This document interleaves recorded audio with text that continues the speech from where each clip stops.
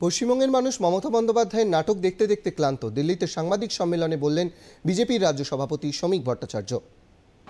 নির্বাচন কমিশন একটা সাংবিধানিক সংস্থা, সেখানে রাজ্যের মুখ্যমন্ত্রী গিয়েছেন, কালো কাপড় পরে গিয়েছেন, কারণ এই সরকারটাই কালো সরকার, সেটা তিনি প্রমাণ করছেন।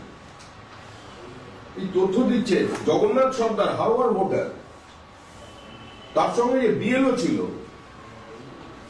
তার ব্যক্তিগত সমস্যা, ব্যক্তিগত ঝামেলার কারণে সেটাকে মৃত বলে ঘোষণা করে দিয়েছে। এবং আজকে এই যে ছবি দেখতে পাচ্ছেন, এই ছবিতে তিনি এসেছেন, এই ছবিটা তাকে দেখা যাচ্ছে, কিন্তু তাকে মৃত, তাকে নিয়ে এসেছেন এখানে।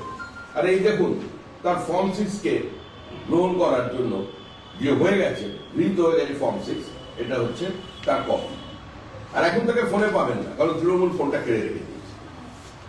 এই নাটক দেখে পশ্চিমবঙ্গের মানুষ ক্লান্ত, পরিশ্রান্ত, তারা দিন গুনছে কবে সরকারটার বিসর্জন দেবে।